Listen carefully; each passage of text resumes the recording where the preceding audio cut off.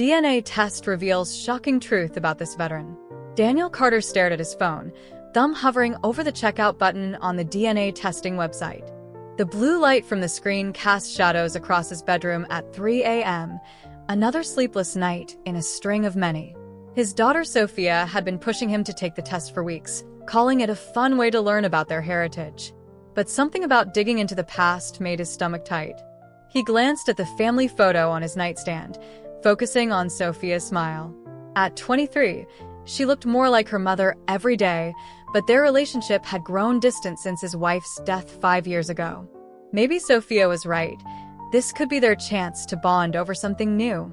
With a deep breath, he pressed the button. The confirmation email arrived instantly, promising results in 4 to 6 weeks. Daniel put his phone down and tried to sleep, pushing away the nagging feeling that he was opening a door better left closed. The test kit arrived 3 days later in a neat white box. Daniel followed the instructions, spitting into the small tube, while Sofia watched with childlike excitement. "This is going to be so cool, Dad," she said, sealing the package. "Maybe we'll find out we're secretly royal." Daniel forced a smile, remembering how Grace used to say similar things when they were kids. Grace, with her wild theories and endless curiosity. He hadn't allowed himself to think about her or little Emilie in years, but lately, memories kept surfacing without warning. The weeks crawled by. Daniel threw himself into his work at the security firm he'd started after retiring from the army, but sleep remained elusive. He dreamed of Meadow Ridge, of summer days spent with Grace by the creek, of her daughter Emilie's laughter echoing through the trees. He woke each time with the same hollow feeling in his chest. When the email finally arrived with his results, Daniel was in his office reviewing client contracts. His hand shook slightly as he clicked the link. The ethnic breakdown was exactly what he'd expected, mostly European, with a few surprising percentages that would definitely interest Sofia. But then he saw it. A direct genetic match. First-degree relative, Emilie Brooks. The room spun. Daniel read the name again and again, willing it to change. Emilie Brooks, Grace's daughter. The little girl who vanished 20 years ago, taking her mother with her and leaving their small town forever changed. He grabbed his desk to steady himself, memories flooding back with brutal clarity. Grace's smile the day she told him she was moving away. The way she'd hugged him goodbye before his deployment, holding on a moment too long.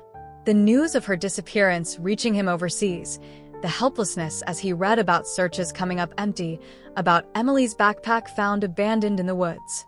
His phone buzzed, Sofia, asking about the results. Daniel stared at her message, his daughter's excitement like a knife to his gut. How could he tell her? How could he explain that the man who raised her might be the father of a missing girl, a girl whose disappearance had haunted their hometown for 2 decades? The test had to be wrong. But as Daniel dug deeper into the results, the certainty only grew. The genetic markers, the chromosomal patterns, all pointed to one impossible truth. He was Emilie's biological father. His mind raced back to that summer night before his deployment, when comfort between old friends had briefly turned to something more. They'd never spoken of it again, and he'd shipped out 2 days later. The timing lined up perfectly with Emilie's birth. Daniel's hands moved automatically, pulling up old news articles about the disappearance. Grace's face stared back at him from faded photographs, her eyes holding secrets he should have seen. Had she known? Had she been trying to tell him something that last day? The office felt too small suddenly, the walls closing in with the weight of 2 decades of unasked questions. Daniel grabbed his keys and drove, not sure where he was heading until he found himself parked outside Sofia's apartment building. She opened the door with a grin that faded as soon as she saw his face. "Dad? What's wrong?" He followed her inside, sinking into her worn couch. The words came slowly at first, then in a rush, the test results, Grace, Emilie, the timing of it all. Sofia listened without interrupting, her expression shifting from confusion to shock to something harder to read. "You need to go back," she said finally, "to Meadow Ridge. If there's even a chance." It was 20 years ago, Sofia. The police searched for months. But they didn't know what we know now. She grabbed her laptop, pulling up maps of their old hometown. Look, it's only 4 hours away. We could drive up this weekend. Daniel watched his daughter's fingers fly across the keyboard, her determination so like her mother's. Sofia, I don't know if stirring up the past is the right thing to do. A little girl disappeared, Dad. Maybe my sister. Her voice caught on the word. Don't you want to know what happened? Of course he did. The question had haunted him through sleepless nights in war zones, through quiet moments when his mind wandered to what-ifs. But fear held him back, fear of what he might discover, of how it might change everything. That night, Daniel pulled out his old military footlocker, digging past medals and photographs until he found it, a wrinkled envelope containing the last letter Grace had sent him overseas. He'd never opened it, too consumed by grief and guilt when news of her disappearance reached him. Now, his fingers trembled as he broke the seal. Grace's familiar handwriting filled the page. Dear Danny, there's so much I need to tell you, but I don't know how. Emilie asks about you sometimes, about the funny man in the photos who used to push her on the swings. She has your eyes, did you know that? I tell myself I'm protecting you both, but maybe I'm just a coward. The letter ended abruptly, as if she'd been interrupted.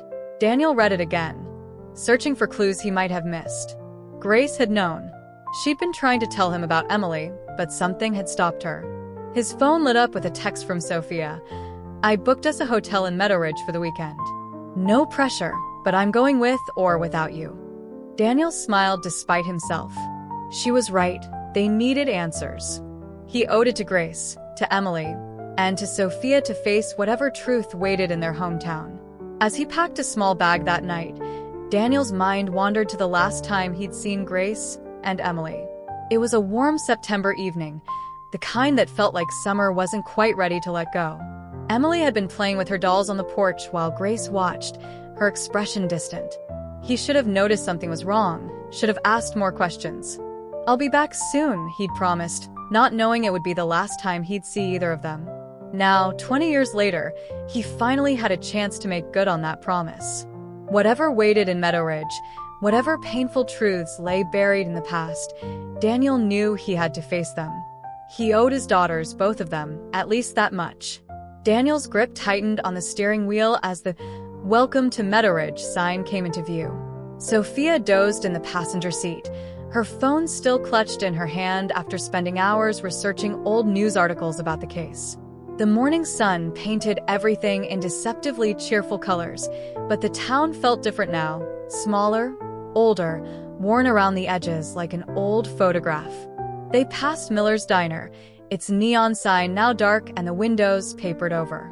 Daniel remembered countless plates of fries shared with Grace there, homework spread across the red vinyl booths while they dreamed about getting out of their small town. The irony wasn't lost on him. He'd gotten out while Grace. Is that the park? Sofia's voice pulled him from his thoughts. She pointed to a playground where a single swing moved in the breeze. Yeah, I used to push Emilie on those swings. The words caught in his throat. She loved going as high as possible. Grace would pretend to have a heart attack every time, but she was always smiling. They checked into the Meadow Ridge Inn, a modest two-story building that had seen better days. The clerk, an older woman with carefully styled gray hair, did a double-take when she saw Daniel's name on the reservation. Carter? Danny Carter? Her weathered face creased with recognition. Laura's boy. Yes, ma'am. Mrs. Peterson, right? You haven't changed a bit. She waved off the compliment, but her expression turned serious. Word travels fast here, Danny. People are already talking about why you're back. Sofia stepped closer to her father, protective. We're just visiting. Mrs. Peterson's eyes lingered on Daniel. Careful what you stir up, dear. Some things are better left in the past. They dropped their bags in the room and headed out, both too restless to settle in. The town square looked like a movie set stuck in the wrong decade. Empty storefronts with fading paint, a handful of people going about their business, without making eye contact. It's like the whole town is holding its breath, Sofia murmured. They walked to the library first, its brick facade exactly as Daniel remembered. Inside, the musty smell of old books brought back memories of study sessions with Grace, their heads bent close over shared textbooks. The archives section was tucked away in the basement. Daniel's hands shook slightly as he requested the newspapers from 20 years ago. The librarian, young, probably not even born when it happened, brought out several boxes without comment. They spread the papers across a table, creating a timeline. The first headline hit like a punch to the gut. Local mother and daughter missing. Police seek information. Grace's senior photo smiled up at them, next to a school picture of Emilie in pigtails. "She looks like you," Sofia said softly, touching Emilie's photo. Around the eyes. Daniel could barely breathe. He'd avoided looking at pictures of them for so long, tried to bury the memories under years of military service and civilian life. But now, faced with Emilie's familiar features he saw in the mirror every day, he couldn't deny the truth anymore. They worked through the articles methodically. The initial optimism of the search parties. The discovery of Emilie's backpack by the creek. The gradual shift in tone as days turned to weeks, hope fading from the headlines. But it was a small article, buried on page 6, that made Daniel's blood run cold. Restraining order filed in county court. The names were redacted, but the date, just 3 days before Grace and Emilie disappeared, couldn't be a coincidence. "Dad, look at this." Sofia pointed to another article from the same week. A brief mention of a break-in at Grace's house, nothing taken but rooms ransacked. The police had dismissed it as teenage vandals. "She was scared of someone," Daniel said, pieces starting to click into place. That's why she was planning to leave. The library door creaked, and Daniel looked up to see Tom Brooks, Grace's brother, standing in the doorway. 20 years hadn't been kind to him. His hair was mostly gray now, his face lined with hard years of watching his family's tragedy become local legend. "I heard you were back." Tom's voice was rough, hostile. "Got some nerve showing up here after all this time." Daniel stood slowly, aware of Sofia tensing beside him. "Tom, I can explain." "Explain what?" "Why you disappeared when my sister needed you. Why you never helped with the searches." Tom stepped closer, hands clenched. "Or maybe you want to explain why your DNA matched my niece?" The silence in the library turned heavy. Daniel forced himself to meet Tom's gaze. "I just found out, Tom. I swear to God, I never knew." "Convenient timing, Danny. Real convenient." Tom's laugh was bitter. "Grace trusted you. She would have told you anything. And now, 20 years later, you show up playing detective. That's enough." Sofia stepped between them, her voice steady despite her pale face. "My father's trying to find the truth. Where were you when Grace needed help?" Tom's expression flickered. For a moment, he looked older, tired. "You don't know what you're talking about, girl. None of you do." He turned to leave, then paused. "Stay away from the old house, Danny. Nothing there but ghosts." Of course, that's exactly where they went next. Grace's childhood home stood at the end of Oak Street, its white paint peeling, grass overgrown. "No trespassing" signs hung on the chain-link fence. "You sure about this?" Sofia asked as Daniel picked the lock on the gate, skills from his military days coming in handy. Inside, the house was a time capsule. Dust covered everything, but otherwise, it looked like the family had just stepped out for a moment. Dishes in the drain rack, a jacket thrown over a kitchen chair. Daniel moved through the rooms carefully, memories hitting him with each step. Grace studying at the kitchen table. Emilie coloring on the living room floor.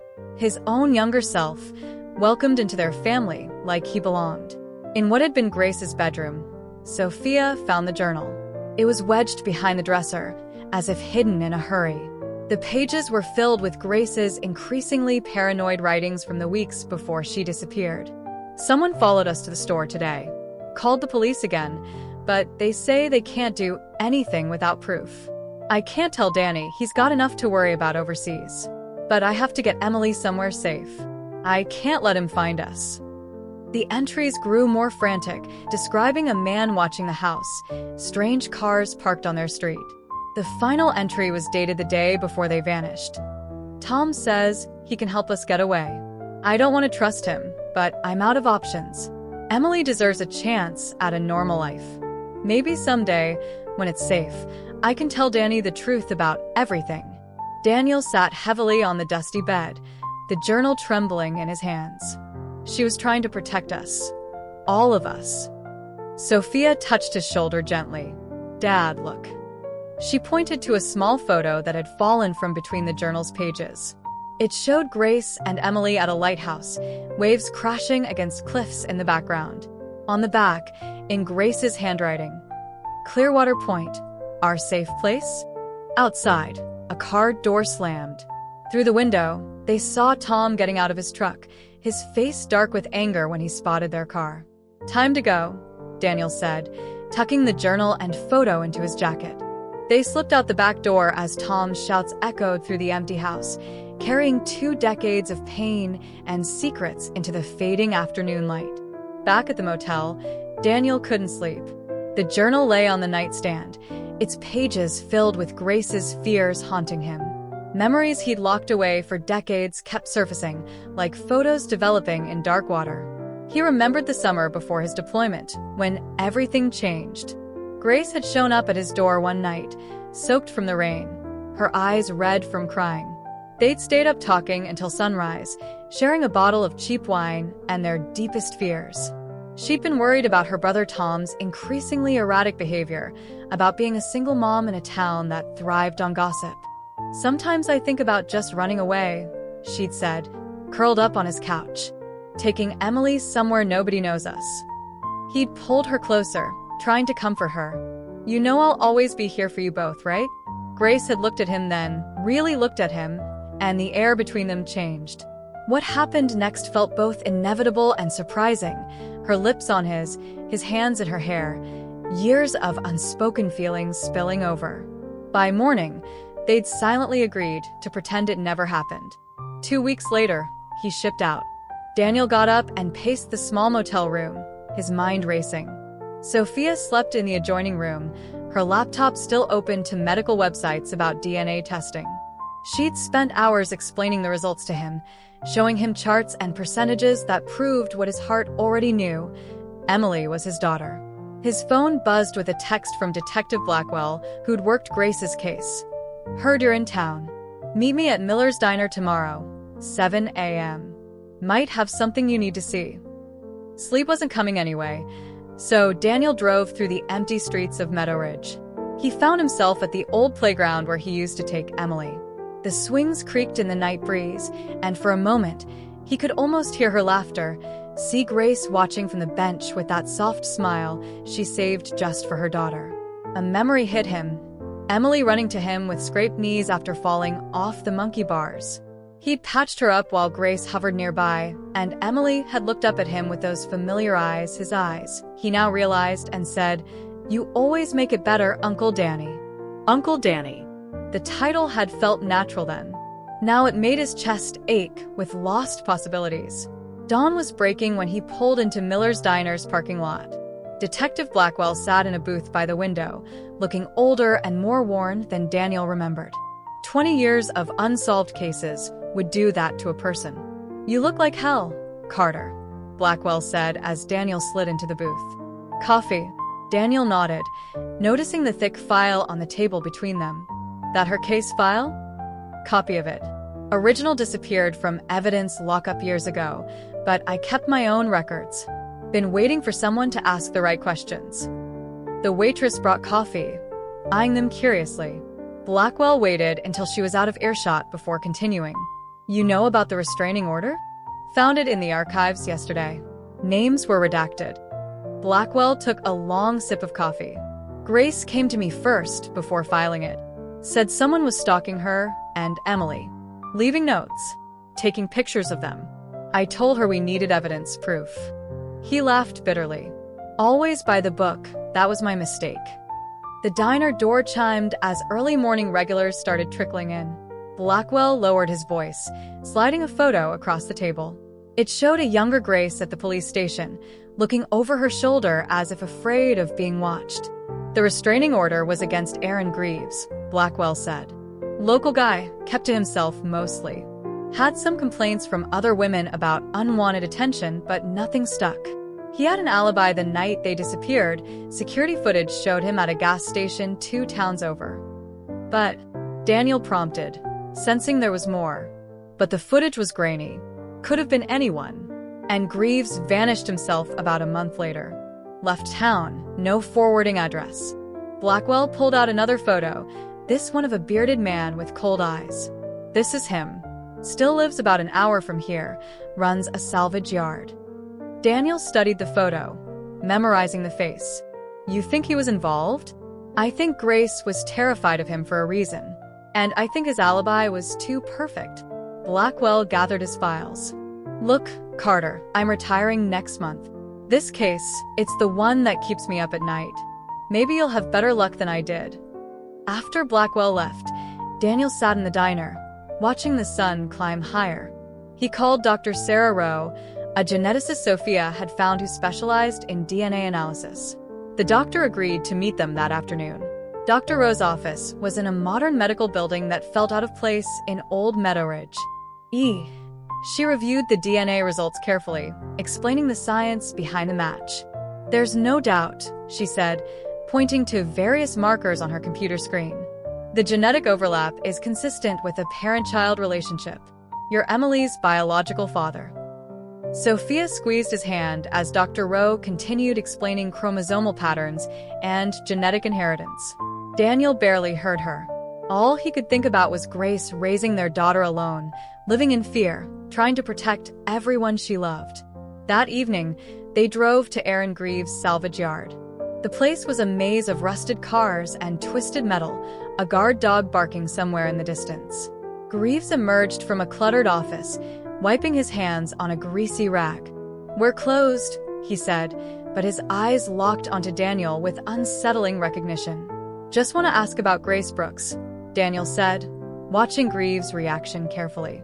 The man's face hardened. Ancient history. Got nothing to say about that. Her daughter was my child. Daniel stepped closer. Where are they?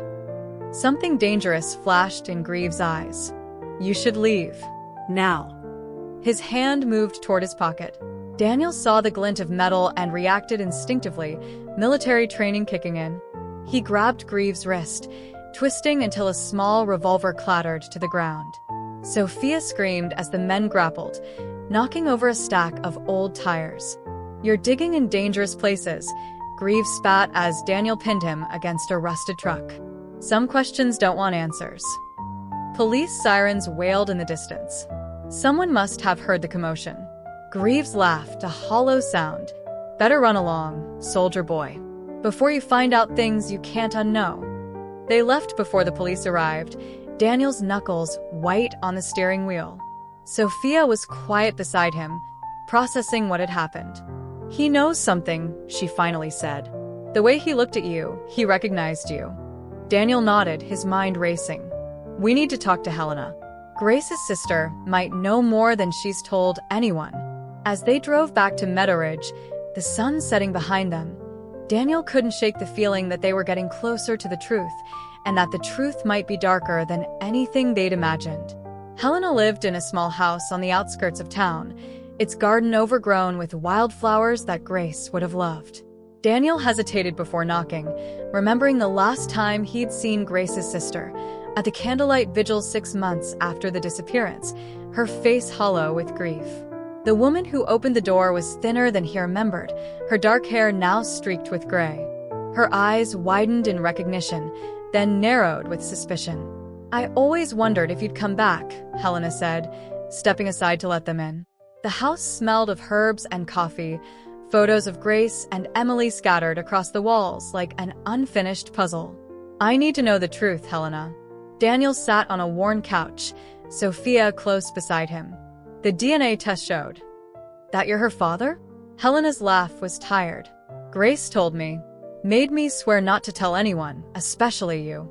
The confirmation hit Daniel like a physical blow. Why? You were deployed, Danny. Fighting a war. She didn't want to burden you, didn't want you distracted and getting yourself killed. Helena poured coffee into mismatched mugs with shaking hands. She was going to tell you when you got back. Had it all planned out. Sofia leaned forward. What changed? Someone started following her. Leaving notes. Taking pictures of Emilie at school. Helena's voice cracked. Grace went to the police, but they didn't take it seriously at first. Then things got worse. Aaron Greaves, Daniel said. Helena flinched at the name. He wasn't the only one. There were others. Women and children had been disappearing from towns nearby for years. Nobody connected the dots until it was too late. She disappeared into another room, returning with a shoebox full of newspaper clippings. Articles about missing persons cases spanning 2 decades, all within a 100-mile radius. Young mothers and their children, vanishing without a trace.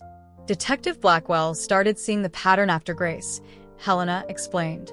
But every time he got close to something, evidence would disappear.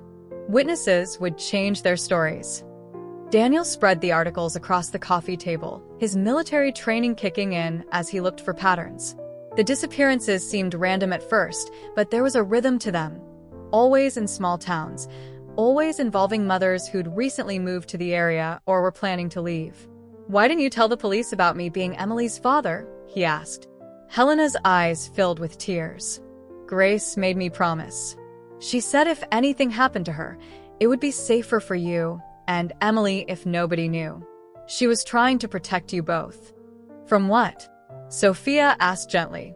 "I don't know exactly, but the week before she disappeared, she came here late one night. She was terrified, said she discovered something bigger than Greaves, bigger than all of us. She left this." Helena went to a bookshelf and pulled out an envelope, yellowed with age. Inside the envelope was a postcard from Clearwater, the same lighthouse from the photo they'd found at Grace's house. On the back, in Grace's hurried handwriting, "If anything happens, look for the man with the anchor tattoo. He knows about the others." She never explained what it meant, Helena said. The next day, she and Emilie were gone. Daniel's phone buzzed, a text from Blackwell. "Got something. Meet me at the old factory. Come alone." "I have to go," he told Sofia, showing her the message.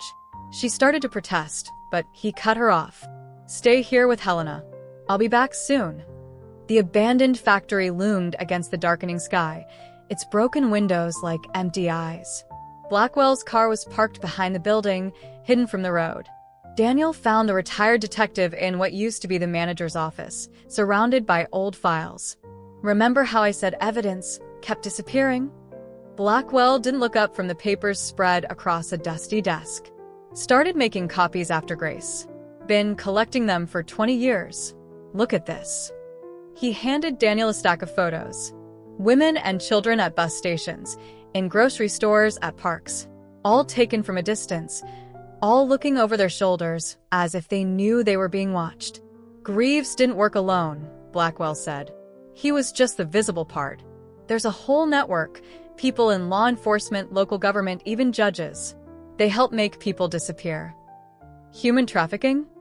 Daniel felt sick. "Sometimes. But it's more complicated.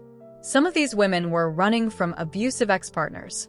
Some had witnessed crimes. Some, like Grace, knew too much." Blackwell pulled out another photo, Grace at the police station, the day she filed the restraining order. In the background, barely visible, was a man with an anchor tattoo on his neck. "Jesus," Daniel whispered. "His name's Marcus Flynn. Ex-cop turned private investigator. Specializes in finding people who don't want to be found. And guess who hired him 2 days before Grace disappeared?" "Greaves?" Blackwell shook his head. "Tom Brooks. Grace's own brother." The pieces started falling into place. Tom's anger when Daniel returned. His warning to stay away from the house. The way he'd shown up just as they found Grace's journal. Why would Tom want his sister to disappear? That's what I've been trying to figure out for 20 years. Blackwell gathered the files. But Flynn might know. He still works as a PI in Clearwater. A noise outside made them both freeze. Footsteps crunched on broken glass. Blackwell motioned for silence, drawing his gun. The footsteps got closer, stopped outside the office door. The handle turned slowly. Daniel tensed, ready to fight. The door swung open to reveal Tom Brooks, his face twisted with anger and something else, fear. "You just couldn't leave it alone, could you?" Tom's voice shook. "Had to come back and dig up the past. Your sister trusted you," Daniel said. Your own niece. You don't understand, Tom interrupted. None of you understand what they made me do. Before either man could react, shots rang out in the darkness. Blackwell went down, red blooming across his chest. Daniel dove behind a desk as more bullets splintered the wood around him. Through the chaos, he heard Tom screaming, more shots, then silence. When Daniel finally dared to look, Tom lay motionless in the doorway. Further down the hall, a figure with an anchor tattoo disappeared into the shadows. Blackwell was still breathing, barely. Daniel called 911, then Sofia, his hands shaking as he tried to stop the bleeding. As sirens wailed in the distance, Blackwell grabbed his arm. Flynn, he gasped. Find Flynn. He'll lead you to them. The ambulance took Blackwell away, but the doctors said it didn't look good. Tom was pronounced dead at the scene, 2 bullets in his chest, a professional hit made to look like a shootout. Back at Helena's house, Daniel held his daughter as she cried, both of them shaken by how quickly violence had erupted. But among Tom's pockets, the police had found a key with a familiar logo, the same lighthouse from Grace's postcard. We're going to Clearwater, Daniel told Sofia once she'd calmed down. Whatever Grace found, whatever made them take her, the answers are there. He looked at the postcard again, at Grace's desperate message from the past. After 20 years, they were finally getting close to the truth. But as he'd learned in the military, the most dangerous moment in any mission is when you think you're about to win. The drive to Clearwater took 3 hours, most of it along winding coastal roads that made Sofia doze off. Daniel's mind kept replaying the shooting, the way Tom had looked at the end, not angry anymore, just scared. Whatever secrets he'd been keeping had gotten him killed. They checked into a small motel near the beach, the salt air and seagull cries a stark contrast to Meadow Ridge's heavy silence. While Sofia searched online for information about Marcus Flynn, Daniel walked down to the lighthouse they'd seen in Grace's photo. The structure stood on a rocky point, its white paint peeling from decades of sea spray. A chain-link fence surrounded it now, rusty signs warning of dangerous conditions. But there was a worn path through the grass, suggesting people still visited despite the warnings. Beautiful spot, isn't it? Daniel turned to find an older man watching him from a nearby bench. Something about his weathered face seemed familiar. Did you know the lighthouse keeper? Daniel asked, fishing for information. The man's eyes crinkled. Used to work here myself, years back. Lots of interesting folks passed through. Young mother and her little girl stayed a while. Sweet kid, had a heart-shaped birthmark on her wrist. Daniel's heart jumped. When was this? Oh, must be 20 years now. Never forgot them though. The mother was scared of something, always looking over her shoulder. Reminded me of those birds that fake a broken wing to lead predators away from their nest. Before Daniel could ask more questions, his phone rang. Sofia, her voice excited. Dad, I found him. Flynn's working as a private investigator downtown. Has an office above a bait shop. The office was small and cluttered, smelling of cigarettes and old coffee. Marcus Flynn looked exactly like his photo, tall, lean, with the anchor tattoo stark against his neck.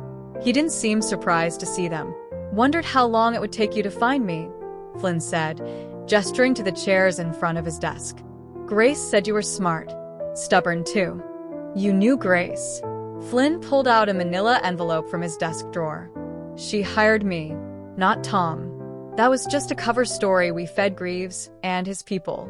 Grace knew they had informants in the police department, so she needed someone on the outside.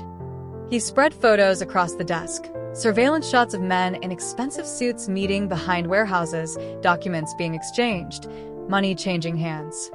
Human trafficking was just part of it. They were helping abusive husbands find their wives who'd escaped, helping corporations silence whistleblowers, making people disappear. And Grace discovered this? Flynn nodded. She was working as a legal secretary. Started noticing patterns in case files. Women seeking restraining orders who suddenly dropped their cases and left town. She dug deeper, kept records. When they figured out what she knew, they sent Greaves to scare her. Sofia leaned forward. But why tell everyone Tom hired you? Protection. If they thought Tom was working with them, They wouldn't look too closely at Grace's plans. But something went wrong. Someone talked. Flynn's face darkened. By the time I got to the lighthouse that night, they were gone. The lighthouse keeper said they stayed there, Daniel said. For a few days. I had a safe house set up in Canada, new identities ready. But they never made it. Flynn pulled out one last photo, Grace and Emilie at a bus station, suitcases packed. The timestamp showed 2:17 a.m., the night they vanished. You've been looking for them all this time, Sofia said softly. Flynn touched his tattoo absently. I made a promise. Grace trusted me to keep them safe, and I failed. Been trying to make it right ever since. Tell me about the network, Daniel said. The one Grace uncovered. Flynn sighed heavily. They call themselves the Guardians. Started as a group of cops and lawyers who thought the system was too soft on certain people. Decided to take matters into their own hands. Over time, it grew. Judges, politicians, business owners, all working together to make problems disappear. And Greaves, their enforcer, good at scaring people just enough to make them run. Then the network would track them, using their resources to find out where they went. Flynn's voice hardened. But Grace was different. She had evidence, names, dates. She could have brought the whole thing down. Sofia pulled out the postcard they'd found. She mentioned the others in this note. What did she mean? Other women who escaped. Grace found them, built a network of her own. Safe houses, new identities, people who could help. Flynn opened his laptop, typing rapidly. I've kept track of every case connected to the Guardians. Over 200 women and children disappeared over 20 years. Some turned up later under new names. Some were never found. Daniel watched as faces filled the screen. Mothers and children who'd vanished just like Grace and Emilie. Each case had notes, possible locations, dead ends. The night they disappeared, Flynn continued, Grace called me in a panic. Said she'd found a connection between the Guardians and some high-level government officials. She was going to expose everything. What happened? I told her to wait at the lighthouse. By the time I got there, I found signs of a struggle. Blood on the rocks. Flynn's voice caught. The police ruled it an accident, said they must have fallen. But I knew better. Sofia touched her father's arm. Dad, look at this. She pointed to one of Flynn's files, a newspaper article about a girl matching Emilie's description who'd been adopted by a family in Oregon. The photo showed a teenager with Grace's smile and Daniel's eyes.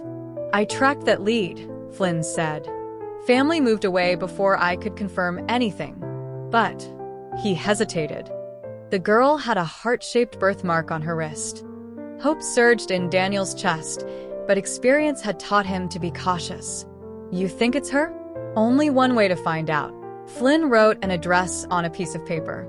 Last known location. But be careful, the Guardians are still out there. Tom's death wasn't an accident. Why are you helping us? Sofia asked. Flynn touched a photo on his desk, a younger version of himself with a little girl. I had a daughter once. Lost her in a custody battle. The judge was on their payroll, but I didn't know it then. By the time I figured it out, he shook his head. Some debts you can never repay. But maybe I can help make this right. They left Flynn's office as the sun was setting, casting long shadows across the quiet street. The address in Daniel's pocket felt like it was burning a hole through his jacket. Another piece of the puzzle, another step closer to the truth. What now? Sofia asked as they walked back to their car. Daniel looked at the lighthouse, still standing guard over its secrets. We follow the lead. But first, we need to understand exactly what Grace discovered. Flynn said she kept records. There might be something at the lighthouse we missed. As if in answer, his phone buzzed with a text from an unknown number. Storage Unit 23, Harbor Lock and Key. Keys under the bench where the old lighthouse keeper sits. Grace left it for you. They drove past the lighthouse again. The old man was gone, but under the bench, wrapped in faded cloth, was a small key with a familiar lighthouse logo.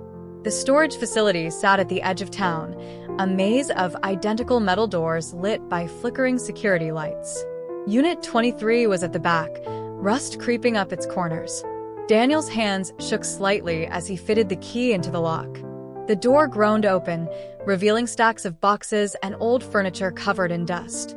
Sofia switched on her phone's flashlight, illuminating what looked like someone's whole life packed away and forgotten. "Over here," she called, pulling out a box labeled Legal Files in Grace's neat handwriting. Inside were folders stuffed with documents, post-it notes, and photographs. Everything Grace had discovered about the Guardians, methodically organized and preserved. Daniel found a USB drive taped to the bottom of the box. "We need a computer." They took everything back to the motel, spreading the contents across both beds. Sofia plugged the drive into her laptop while Daniel started sorting through the papers. "Dad." Sofia's voice was tight. "You need to see this." The drive contained hundreds of files, emails, bank records, court documents. Grace had built a detailed map of the Guardians' operations, tracking money and connections across state lines. But it was a video file that made Daniel's blood run cold. Grace's face filled the screen, recorded the night she disappeared. She looked tired, scared, but determined. "Danny, if you're watching this, something's happened to me. Everything I've found is in these files. The Guardians, they're everywhere, judges, police chiefs, senators. They're using their positions to help criminals hide their families, make evidence disappear, silence witnesses." She paused, glancing over her shoulder. But that's not the worst part. They're selling information about the women who escape, helping abusers find them again, making money from people's fear. She moved closer to the camera. "I couldn't tell you about Emilie. I wanted to so many times. But when I discovered what the Guardians were doing, I knew they'd use her to get to me. Use you. I thought I could protect you both by keeping the secret." Tears rolled down her cheeks. "If anything happens to me, there's a woman in Clearwater named Sarah Mitchell. She helps people disappear, gives them new lives. She's the only one I trust. Find her, Danny. Find our daughter." The video ended. Daniel sat in silence, Grace's last message echoing in his mind. Sofia wiped her eyes, squeezing her father's hand. "We need to find Sarah Mitchell," she said finally. A quick search revealed an address for a women's shelter near the Borough. By the time they arrived, the sun was rising, painting the water gold. The shelter was a converted Victorian house, its paint fresh and windows bright with flowers. A woman with silver hair answered the door. "Can I help you?" "We're looking for Sarah Mitchell," Daniel said. "Grace Brooks sent us." The woman's expression changed subtly. "Come inside, quickly." Sarah's office was warm and cluttered, walls covered with children's drawings. She listened without interrupting as Daniel explained everything: the DNA test, Grace's video, Flynn's help. "Grace was one of the bravest people I've ever known," Sarah said when he finished. "She helped us understand how the Guardians operated, gave us a chance to save others." "Do you know what happened to her?" Sofia asked. Sarah's face darkened. "They caught up with her at the lighthouse. She was supposed to meet me there, but they got to her first. I found her car the next morning, empty except for this." She opened a drawer, pulling out a small teddy bear, the one Emilie carried everywhere. And Emilie? Grace had a backup plan. She'd arranged for someone to take Emilie to a safe place if anything went wrong. Sarah hesitated. "I didn't know where, for everyone's protection. But she left coordinates hidden in a locket she always wore." Daniel remembered the locket, a simple silver heart Grace never took off. The police never found it, because it wasn't on her when... Sarah stopped. "The lighthouse keeper found it later, caught in the rocks below the cliff. He gave it to me for safekeeping." She handed Daniel a tarnished silver locket. Inside, scratched into the metal, were numbers, latitude, and longitude. Sofia typed them into her phone. "It's a small town in Oregon, about 6 hours from here." The same place Flynn tracked that girl with the birthmark, Daniel realized. Sarah nodded. Grace knew the Guardians would never stop looking. She made sure Emilie would be safe, even if it meant never seeing her again. A noise outside made them all freeze, car doors slamming, footsteps on the porch. Sarah moved quickly to the window, then stepped back, face pale. "Greaves," she whispered. "And he's not alone." Daniel peered out. Aaron Greaves stood in the shelter's garden, flanked by two men in suits. One spoke into a radio, gesturing toward their car. "There's a back way out," Sarah said, moving to a bookshelf. She pulled a book, and the shelf swung away from the wall, revealing a narrow passage. "Many of our residents need quick exits." Go. "I'll hold them off." "Come with us," Sofia pleaded. Sarah shook her head. "My place is here. Other women need my help." She pressed a key into Daniel's hand. "There's a car in the garage behind the shelter. Grace left it here, just in case. Everything you need is in the trunk." They slipped through the passage as voices filled the house above. The garage was dark, but Daniel found the car by touch, an old Subaru with tinted windows. In the trunk were 2 bags packed with clothes, cash, and new identities. "She planned everything," Sofia whispered, holding up a passport with her photo, but a different name. They drove away just as Greaves and his men broke down the shelter's door. In the rearview mirror, Daniel saw Sarah standing her ground, facing them with the same courage Grace had shown. The coordinates led north, toward answers they'd spent 20 years searching for. But as they left Clearwater behind, Daniel couldn't shake the feeling that their journey was far from over. He touched the locket in his pocket, thinking of Grace's final message. She'd sacrificed everything to protect their daughter. Now it was his turn to finish what she started. The Oregon town was exactly what Grace would have chosen. Small enough to know your neighbors, but close enough to Portland that no one asked too many questions. Pine trees lined the streets, and mountains rose in the distance, a perfect place to disappear. The address from Flynn led them to a quiet suburban neighborhood. Daniel parked a block away, studying the 2-story house with blue shutters. A basketball hoop hung over the garage, and flower boxes brightened every window. "How do we do this?" Sofia asked. "We can't just walk up and say, 'Hey, are you my long-lost sister?'" Before Daniel could answer, a young woman walked out of the house. She moved with Grace's fluid grace, her dark hair caught in the morning light. But it was her eyes that made Daniel's breath catch. They were his eyes, looking back through 20 years of absence. She got into a car and drove away, probably heading to work. Daniel memorized the license plate, and they followed at a safe distance. She led them to a local veterinary clinic, where a sign in the window identified her as Dr. Emilie Stanton. "Emilie," Sofia whispered. They barely changed her name. They waited until her lunch break, when she walked to a small park across from the clinic. She sat alone on a bench, eating a sandwich and reading a book, just like Grace used to do. Daniel approached slowly, his heart pounding. "Excuse me, Dr. Stanton?" She looked up, polite but cautious. "Yes, I'm sorry to bother you, but," he faltered, seeing Grace in every feature of her face. "Did you ever live in Meadow Ridge?" The sandwich dropped from her hands. She stood quickly, eyes darting toward escape routes, a survival instinct she'd learned young. "Who are you?" "My name is Daniel Carter, and I think..." He pulled out an old photo of Grace, watched her face change as she recognized it. "I think I'm your father." Emilie's hands shook as she took the photo. "Where did you get this?" "It's a long story. One I'd like to tell you if you're willing to listen." She studied his face for a long moment, recognition flickering in her eyes. Finally, she nodded toward a more private corner of the park. "I have an hour for lunch." Sofia joined them, and they sat at a picnic table under an old oak tree. Daniel explained everything: the DNA test, their investigation, Grace's hidden files. Emilie listened without speaking, her fingers tracing the edges of Grace's photo. "I remember some of it," she said finally. "The lighthouse. Mom being scared. A kind woman helping us leave in the middle of the night." She pulled up her sleeve, revealing a heart-shaped birthmark on her wrist. "My adoptive parents told me I was part of a protection program, that my mother died, keeping me safe. She did everything to protect you," Daniel said softly. "The Guardians, they would have used you to get to her. Used both of us." Emilie picked at the peeling paint on the picnic table. "I have dreams sometimes about a playground with creaky swings.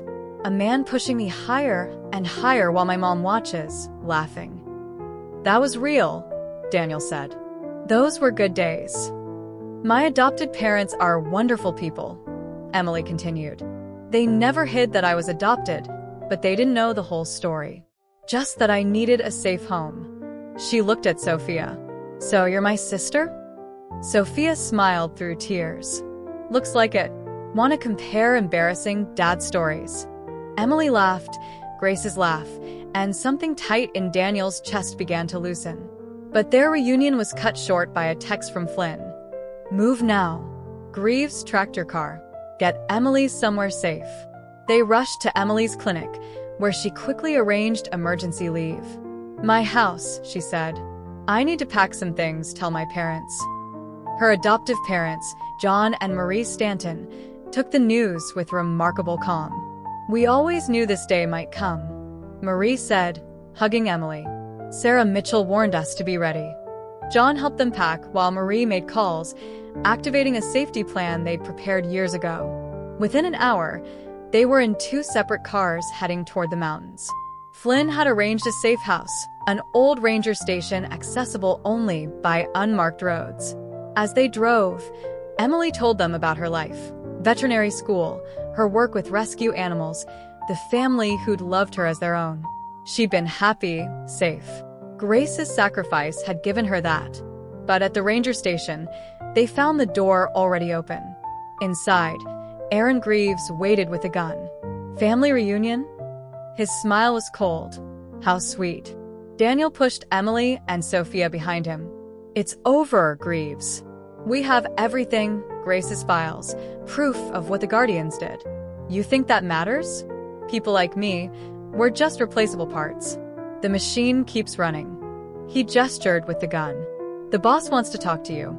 The boss. A familiar voice answered from the doorway. Hello, Danny. Sarah Mitchell stepped into the cabin, but she wasn't the warm, protective woman from the shelter. Her smile was as cold as Greaves. You played your part perfectly, she told Daniel. Let us write to her, just like we planned. You were working with them? Emilie's voice shook. All this time, someone had to keep track of the ones who got away. Sarah's eyes were hard. Grace trusted me completely. Never suspected I was reporting everything to the Guardians. But she was getting sloppy, keeping evidence. She had to go. Daniel saw his opening when Sarah moved closer. He learned in combat that people who like to gloat often get careless. In one fluid motion, he grabbed her arm, spinning her toward Greaves. The gun went off, but Sarah took the bullet meant for Daniel. What happened next was chaos. Sofia swung a chair at Greaves. Emilie grabbed a flare gun from the ranger station's emergency kit. Daniel and Greaves struggled for the weapon. Another shot rang out. Greaves stumbled back, surprised to find himself bleeding. But the bullet hadn't come from his gun. Marcus Flynn stood in the doorway, his own weapon steady. Police are on their way. Real police, not Guardian puppets. It's over. Sarah was dead. Greaves was alive, but wouldn't be free again. Flynn had brought federal agents who'd been building a case against the Guardians for years. Grace's evidence would finally bring down the whole network. Later, watching Emilie and Sofia share coffee and stories at a diner, Daniel felt Grace's presence stronger than ever. She'd given her life to protect their daughter, to give her a chance at happiness. Now that daughter had grown into a woman Grace would have been proud of, with her mother's strength and her father's eyes. Tell me more about her, Emilie said. About Mom. Everything you remember. So Daniel did, sharing 20 years of memories he'd kept locked away. And as his daughters listened, he realized that some stories don't end with loss. Sometimes they come full circle, bringing healing to old wounds and hope for new beginnings. In the weeks that followed, life changed in ways Daniel never could have imagined. With Greaves in custody and Sarah's betrayal exposed, the Guardians' network began to crumble. Flynn's evidence, combined with Grace's files, led to arrests across multiple states. Judges, police officers, and politicians who had profited from others' fear found themselves facing federal charges. Emilie took a leave of absence from the veterinary clinic, temporarily moving into Daniel's guest room. Sofia practically lived there too, the three of them making up for lost time over late-night conversations and shared meals. They discovered small similarities that made them laugh, The way they all talked with their hands, how they couldn't start the day without coffee, their shared inability to carry a tune. Mom used to sing anyway, Emilie said one evening, curled up on the couch with a photo album. I remember that. She'd sing while making dinner, completely off-key, and dance around the kitchen. Daniel smiled, remembering those moments. She said life was too short to worry about hitting the right notes. The photo album had been among Grace's things in the storage unit. Each picture told a story, Grace pushing Emilie on the swings, birthday parties, quiet moments at home. The life they should have shared. Emilie's adoptive parents, John and Marie, became part of their extended family too. They'd protected and loved Emilie for 20 years, given her the stability Grace had died to secure. Their generosity in sharing her now touched Daniel deeply. We always knew this day would come, Marie said over dinner at their house. Sarah, the real Sarah Mitchell, before she betrayed everyone, told us Emilie's story when she brought her to us. We promised to keep her safe until it was time for the truth to come out. John nodded. She was such a brave little girl. Wouldn't sleep without that teddy bear for years. Mr. Fuzzy, Emilie remembered, smiling. Mom gave him to me the night we left home. Said he'd keep me safe when she couldn't. The teddy bear sat on Emilie's dresser now, worn and faded but still watching over her. Some wounds never fully healed, but they could learn to live with the scars. Flynn visited occasionally, bringing updates on the investigation. The corruption went deeper than anyone had imagined, but one by one, the guilty were facing justice. Grace's meticulous records had ensured that. We found more survivors, he told them. Women and children the Guardians helped disappear. Some have been reunited with family members who spent years searching for them. Emilie absorbed every detail about the investigation, determined to understand the forces that had shaped her life. She had Grace's curiosity, her drive to uncover the truth. But she also had Daniel's steady calm, his ability to face hard truths without flinching. One sunny morning, they drove to the cemetery together. Grace's remains had been brought home to Meadow Ridge, laid to rest near her parents. The small headstone was simple, just as she would have wanted. Emilie knelt by the grave, placing fresh flowers beside it. "Hi, Mom," she said softly. "Sorry it took me so long to visit." Sofia squeezed her sister's shoulder while Daniel stood back, giving them space. He watched his daughters together, Sofia's dark hair and Emilie's lighter brown, different heights and builds, but the same determined set to their jaws. Grace would have loved seeing them like this. "She'd be so proud of you," he said when Emilie stood. "Both of you." They spent the afternoon sharing stories about Grace, filling in the gaps in Emilie's memories. How she always burned toast but made the best chocolate chip cookies. Her terrible jokes that somehow still made everyone laugh. The way she fought for what she believed in, even when it cost her everything. "I want to help others," Emilie said as they walked back to the car. "Maybe set up a foundation for families separated by violence. Use Mom's story to make a difference." Sofia's eyes lit up. "I could help with the legal side. My firm would probably take it pro bono." Daniel listened to them plan, their voices animated with purpose. Grace's legacy living on through their daughters, not just her determination to protect the vulnerable, but her ability to find hope in the darkest places. That evening, they sat on Daniel's back porch, watching the sunset.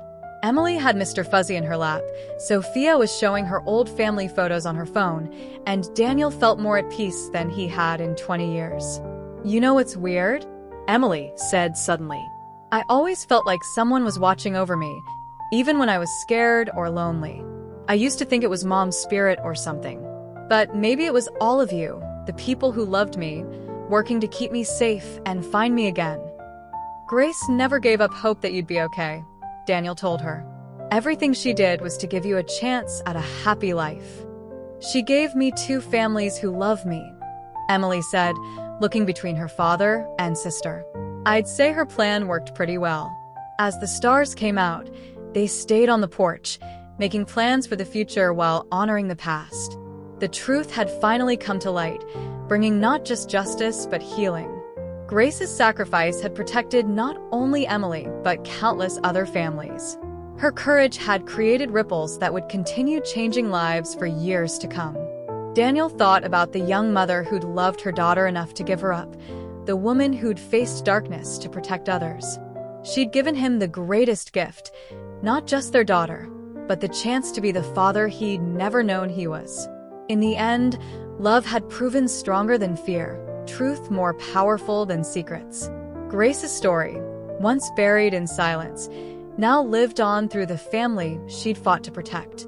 And somewhere, Daniel liked to think, she was watching over them still, finally at peace knowing her sacrifice had not been in vain. Emilie leaned against her father's shoulder, Sofia on his other side, and together they watched the night sky fill with stars, a family once torn apart by darkness, now reunited in light. Disclaimer: this channel does not support or tolerate any form of discrimination, racism, prejudice, or violation of human rights. The stories presented here are original and created by the author with the aim of promoting reflection, awareness, and dialogue. All content is developed with respect for diversity and the dignity of all people.